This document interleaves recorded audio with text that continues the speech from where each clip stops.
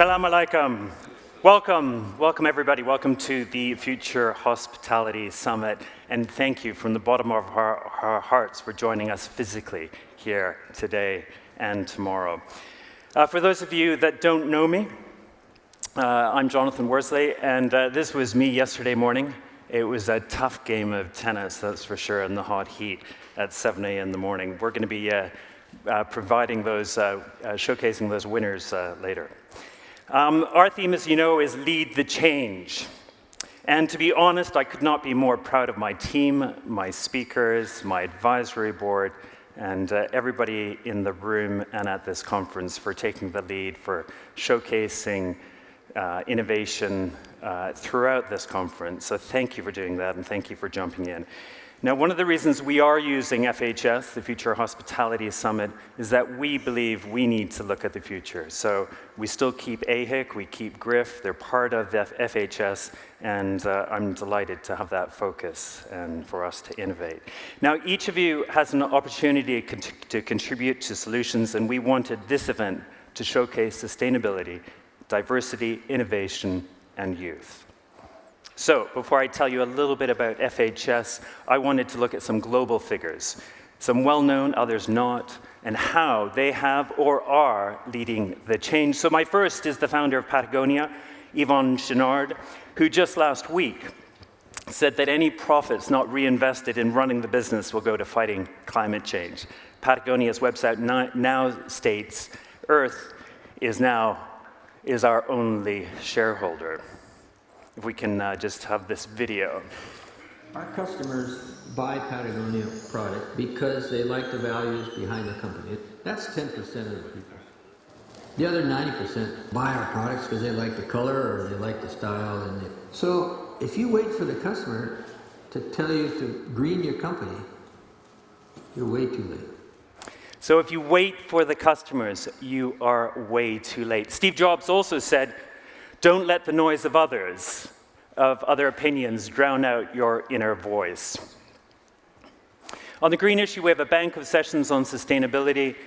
This afternoon, I've flown in Dr. Shamir Gumra, Ufi Ibrahim, and Xander Mesquita to discuss regulations in Europe, what's happening in Europe when it comes to the whole green agenda, and the drive towards data-driven sustainable investments in the private sector. And if the private sector doesn't lead on this, then the public sector certainly will. Greta Thunberg is well known for challenging the world leaders to take immediate action on climate change. But Greta speaks here on encouraging young girls to stand up and raise their voice. Let's listen to this. Any girl can change the world if they are provided with the right tools to do so. And for that, we need to educate girls and make sure that they know about the world, that they get skills in actually improving the state of the world. And we also need to encourage girls to actually stand up and raise their voices. Malala certainly did this, a Pakistani activist for female education who said, we realize the importance of our voices only when we are silenced. A favorite of mine from Dubai is the Indian filmmaker Vibhay Bakshi, who is a journalist and founder of Responsible Films, and spoke at our conference we ran during lockdown. Video, please. This is a game changer, and this is what we need. And I really hope that movements like Me Too give many more women the strength to speak up. Absolutely, and Harmoin, I hope it's not just women speaking up. I hope men are there to speak up too. This is a game changer, and this is what we need. The International Council of Indigenous Grandmothers focuses on issues such as the environment, internationalization, and human rights. One of the leaders, Grandma Aggie, who passed away in 2019, said this. Peace and love in our hearts. We want to start a new history with peace and love in our hearts throughout the world. And I feel like, we're going to start this new history because, as I say, yesterday was history, and tomorrow's a mystery, and today is our gift, Patty, today. We only can live one day at a time. And to feel it and wake up in the morning and know you have one more day is beautiful. Yesterday was history, tomorrow is a mystery, today is our gift. Or as Mahatma Gandhi, who famously said, "Live if you were to die tomorrow, learn as if you were to live forever." We also have our own heroes speaking here at FHS. Hafsa Kadir speaking tomorrow, who has a passion for disability inclusion within our industry as part of the larger fight for social justice. Speaking of which, there are representatives from the Zayed Center for People of Determination at the Fresh on Table stand who have made some delicious cheeses. So that's at the back of the exhibition area. We also have Elam Baluki, a young Emirati woman who is senior instructor at the Dubai Tourism College and speaking tomorrow. She is one of our young superstars, educating and encouraging young people to join our industry and has a passion for vocational education and helping the next generation going into the industry.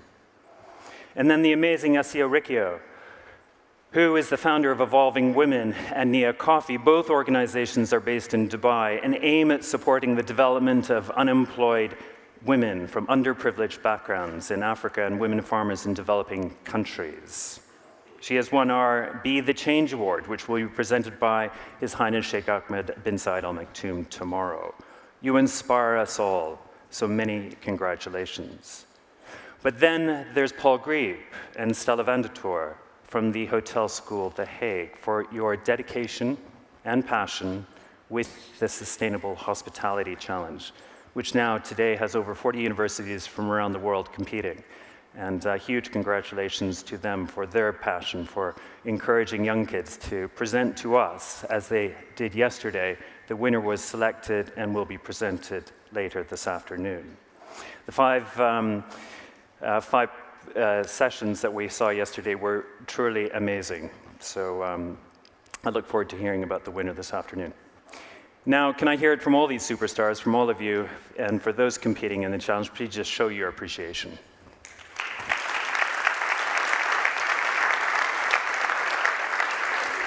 And Jumeirah, our host sponsor, thank you for that fabulous reception last night. Again, can I everybody show your appreciation to Jumeirah.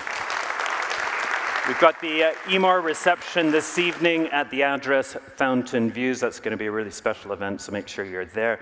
But I just wanted to speak briefly on some of the things that Jumeirah are doing here today and generally. So they're leading the change as well.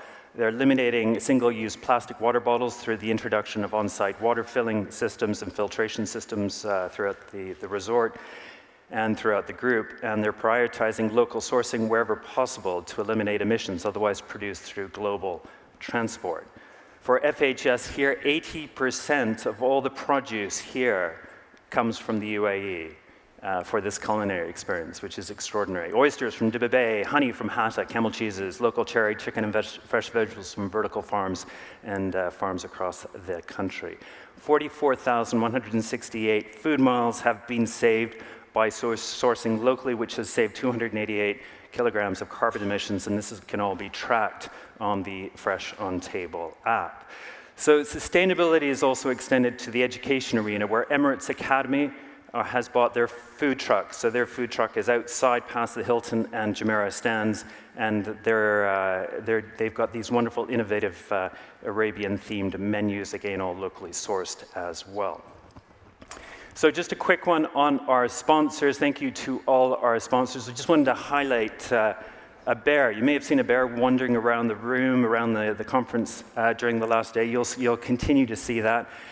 Lovely bear, and it's G&G and Grace are doing a competition at their stand, and so if you go to their stand and play on their competition, the winner will receive this enormous bear, and you can take it to your hotel. Haytham, you can take it to your Intercon, one of your Intercon hotels. But it's really to showcase the challenge that bears have, of which there's only, I believe, 10,000 left in the world today. Moving on to our speakers. We have so many great speakers here over the next 2 days. So thank you all for pitching in and joining and speaking about change. I'm really excited about the Startup Den, which has really grown over last year. We had about 50 applications for the Startup Den. and that's going to be tomorrow morning. We've got Lead the Change this afternoon. We'll be presenting the winner of Lead the Change. This is all you guys who are contributing to that. You've put in yourself to speak for 3 minutes about how you're leading the change. We've got student sessions. We've got our awards tomorrow. We've got Dr. Lee speaking shortly on what's happening in China. And if you haven't yet downloaded the app, do so, because that will track real-time where we are in the program as well. And you've got your QR code on your badge, so you can get that. And to our VIP guests here today, we got prize donations. But before I move on to that, our VIP guests today, let me just see. Here we go. I'm very pleased to have Dr. General Sharif Salah El-Din, Chairman of the National Authority for Management and Innovation, here with this morning. I look forward to learning more about Egypt and the activities that you're doing there. And so do introduce yourself to General Sharif. So some of the prizes from sponsors and the restaurant prizes today are provided by the UAE Restaurant Group members. So some of the winners have, unfortunately, I didn't win at tennis yesterday. Can we show the winners, please? Or show some pictures. There we go. So we had a wonderful golf competition. That was Dubai Holdings and Jumeirah Group, who kindly hosted that for us, and the tennis here at the Jumeirah Beach. Great fun. And the winners, I was going to announce last night, but it was I don't think anybody would have heard me. It was a noisy and busy room. So the winners for the golf were Mark Moody, Max Quack, Obdia Ellen, who's joining me on my panel later, Phil Wooler. Of course, Phil always wins the golf, so well done once again, Phil.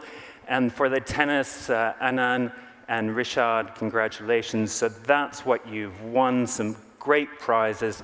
And to collect your prizes, just go to our help desk out there, and we'll give you your prizes. And finally, we've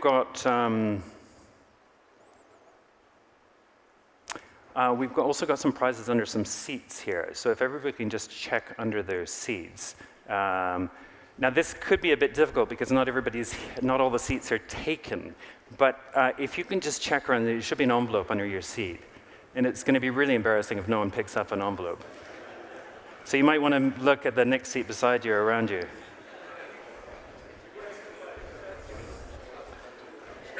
Sally or Jennifer, if you can give me some help here with where they are. This is like Santa. Do we have one, Sally? Can you help out here?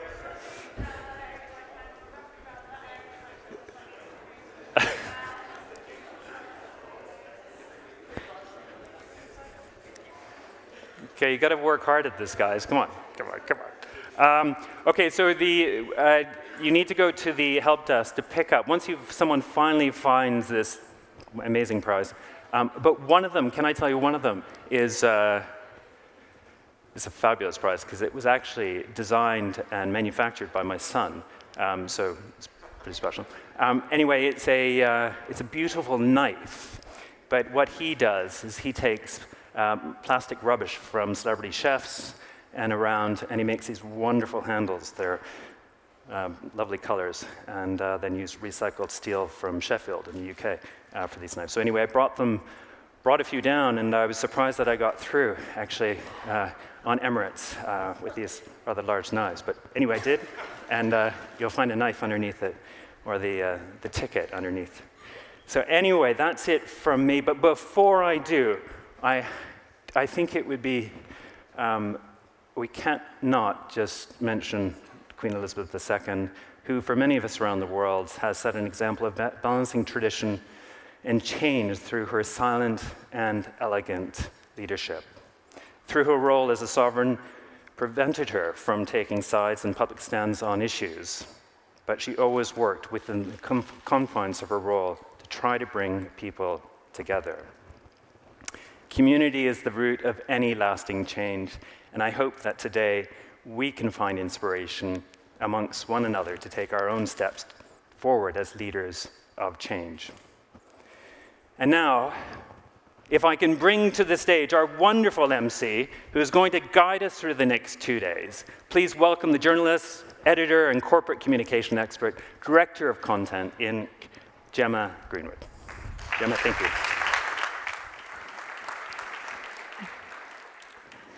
Thank you, Jonathan, for that introduction. Good morning, Your Excellencies, distinguished guests, ladies and gentlemen. It is an honour and a privilege to be your MC for the Future Hospitality Summit, which, as Jonathan has very articulately explained, brings together government leaders, hotel investors, owners, and developers to discuss the hospitality industry's hottest topics.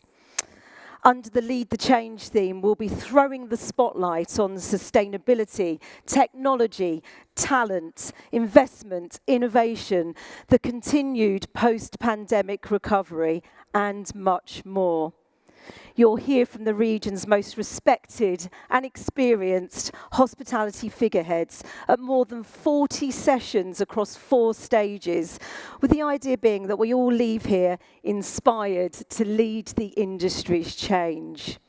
And please do check the website and the app, as Jonathan mentioned, for information on all the sessions. So there'll be some here this afternoon. The room will be split in half, and in the other stages as well around the conference centre. There is so much rich content, and please do take advantage of it all. Now, the first 3 sessions this morning set the scene for the Lead the Change theme, casting a keen eye on the changes and challenges on the horizon. We start with a tone-setting conversation that maps out the future of tourism, and I'm delighted to be moderating this session. Now, unfortunately, Jose Silva, the Chief Executive Officer at Gemma Group, is unable to join us as originally scheduled. He has contracted COVID, unfortunately, and sends his sincere apologies for not being here today. Of course, we wish him a speedy recovery. However, despite the pandemic, the show must go on, as they say. And we are honoured to have joining us today Hur Al-Khaja, who is Associate Vice President, International Operations at Dubai's Department of Economy and Tourism. And she will be discussing the future of tourism here in Dubai. Now, let me tell you a little bit about Hur before she joins me on the stage. She joined the DET in 2013, initially as Associate in the Strategy and Tourism Sector Development Department with the Dubai Corporation for Tourism and Commerce Marketing. That's the body responsible for the branding and promotion and marketing of the Emirate of Dubai. She then transferred to the International Operations Department, where she worked for more than 5 years and really focused on Asia-Pac.